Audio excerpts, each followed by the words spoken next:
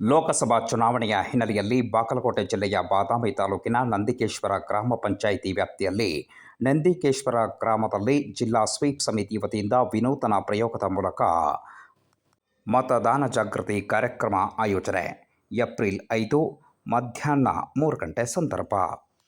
ಬಾಗಲಕೋಟೆ ಜಿಲ್ಲೆಯ ಬಾದಾಮಿ ತಾಲೂಕಿನ ನಂದಿಕೇಶ್ವರ ಗ್ರಾಮ ಪಂಚಾಯಿತಿ ವ್ಯಾಪ್ತಿಯಲ್ಲಿ ನಂದಿಕೇಶ್ವರ ಗ್ರಾಮದ ಕೆರೆ ಅಭಿವೃದ್ಧಿ ಕಾಮಗಾರಿ ಸ್ಥಳದಲ್ಲಿ ಕೆಲಸ ಮಾಡುತ್ತಿದ್ದ ಕೂಲಿ ಕಾರ್ಮಿಕರೊಂದಿಗೆ ಜಿಲ್ಲಾಧಿಕಾರಿ ಜಾನಕಿ ಕೆಎಂ ಹಾಗೂ ಜಿಲ್ಲಾ ಪಂಚಾಯಿತಿಯ ಮುಖ್ಯ ಕಾರ್ಯನಿರ್ವಾಹಕ ಅಧಿಕಾರಿ ಶಶಿಧರ್ ಕುರೇರವರು ಅಕ್ಷರಮಾಲೆಯ ರೂಪದಲ್ಲಿ ಮತದಾನ ಘೋಷವಾಕ್ಯಗಳನ್ನು ಪ್ರದರ್ಶಿಸುವ ಮೂಲಕ ಜಾಗೃತಿಯನ್ನು ಮೂಡಿಸಿದರು.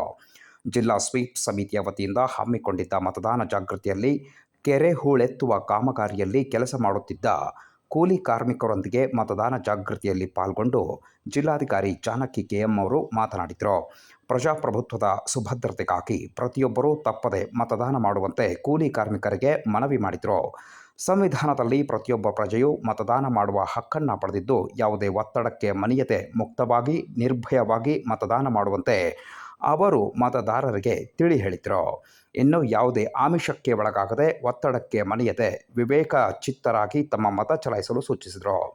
ಜಿಲ್ಲಾ ಪಂಚಾಯಿತಿಯ ಮುಖ್ಯ ಕಾರ್ಯನಿರ್ವಾಹಕ ಅಧಿಕಾರಿ ಶಶಿಧರ್ ಕುರೇರವರು ಮಾತನಾಡಿ, ಮತದಾನ ಎಲ್ಲರ ಹಕ್ಕಾಗಿದ್ದು ತಪ್ಪದೆ ಮತದಾನ ಮಾಡುವಂತೆ ನರೇಗಾ ಕೂಲಿ ಕಾರ್ಮಿಕರಿಗೆ ತಿಳಿಸಿದರು.